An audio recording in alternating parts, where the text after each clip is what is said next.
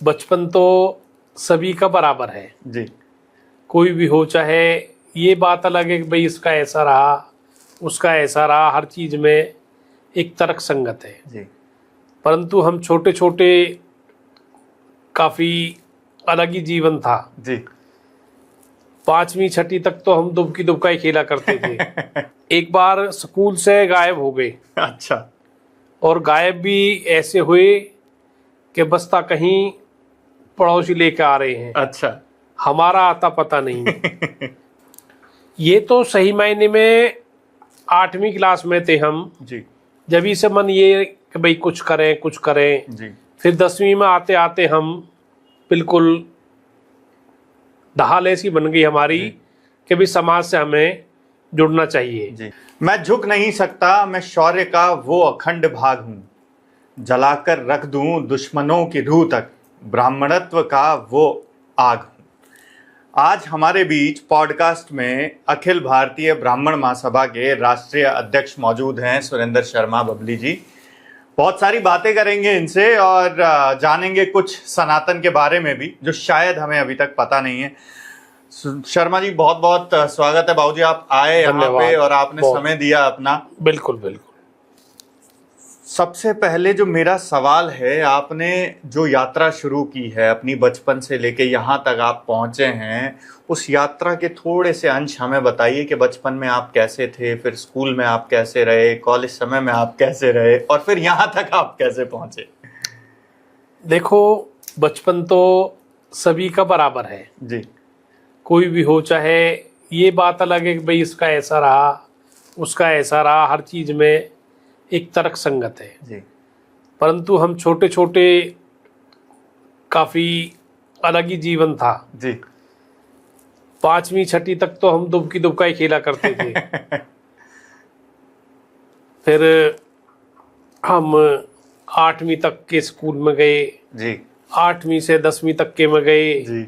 10वीं से फिर नेहरू कॉलेज में गए। अच्छा। ये तो रहा हमारा विद्यार्थी सफर। जी। और रहा जीवन का, तो बचपन से ही हमें समाज सेवा करने का एक जुनून था। जी। सो हमारे पिताजी ने कहा था कि भाई आप समाज सेवा करें, वो उनकी मेहरबानी है, आज वो अच्छी जगह हैं और हम यहाँ पर हैं, तो उनकी मेहरबानी से हम ये सब कर रहे हैं।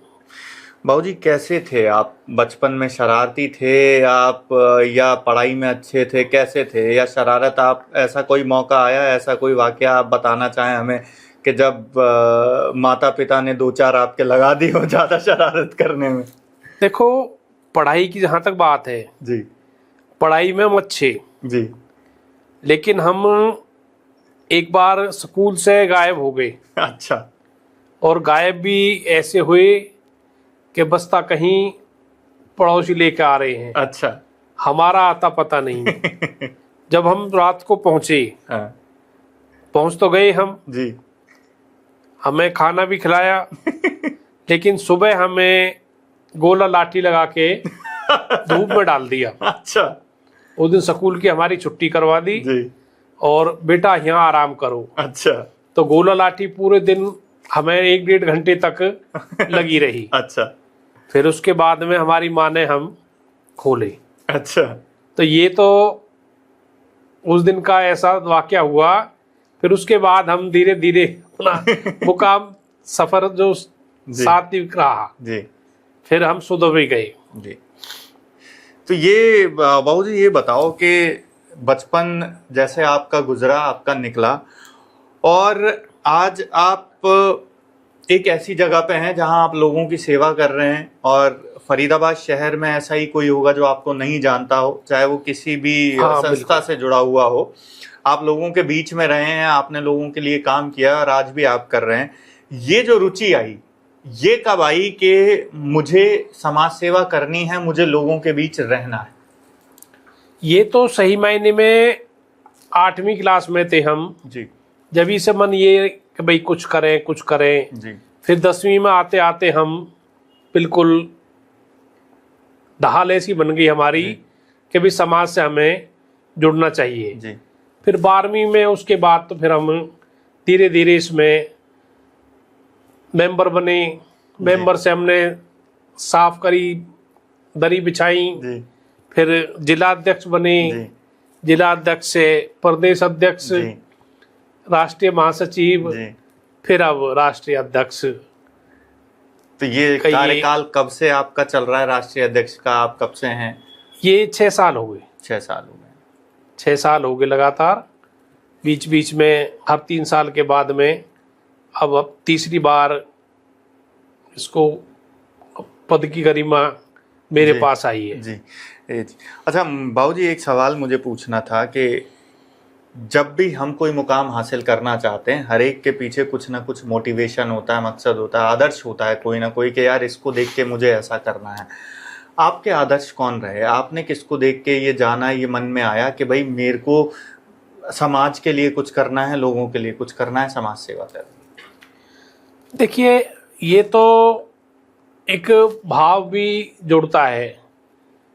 उस समय तत्कालीन शंकराचार्य स्वामी स्वरूपानंद जी थे। जी वो बड़े सजल और सुगम स्वभाव के थे। जी उनको देख के हमने ये प्रण लिया कि यार ये इतना बड़ा शरीर, 7 फुट के थे वो, जी इतने भारी आदमी, और ये समाज में निरंतर अपनी कुछ ना कुछ गतिविधि रखते हैं, तो क्यों ना हमें भी रखनी चाहिए। जी तो उन्हें देख के हमने ये आचरण अपना बदला।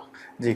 कहीं ना कहीं कोई जो आपने बताया कि आपने जिनको देख के अपना आचरण बदला या मन में आया, कोई ऐसी चीज उनकी जो आपको बहुत ज्यादा प्रभावित कर गई हो और उसको आज तक आप फॉलो कर रहे हैं? क्या सरलता थी ऐसी जो प्रभावित कर गई आपको? कोई एक बात आप बताना चाहें? देखिए, वो नरसिंहपुर में उनका तपोस्थल है। जी तो शिला है पत्थर की। जी उस पत्थर पे बैठ के वो पूजा पाठ किया करते थे। और उस समय जंगल ही जंगल था, तो वहाँ पे शेर वगैरह आया करते थे। जी तो शेर जैसा हमने तो नहीं देखा, लेकिन लोगों ने देखा। जी शेर के साथ वो बातचीत कर रहे थे। तो हमने भी ये सोचा, भाई आदमी इतना कैसे हो सकता है, जी क्या सच्चाई है या नहीं है। जी। इस बात में वाकई सच्चाई निकली। अच्छा हाँ, वो वहाँ उसकी शिला अभी भी है। अच्छा। वो शिला एकांत छोड़ रखी है, जी वहाँ पे दर्शन के लिए लोग जाते हैं। अच्छा।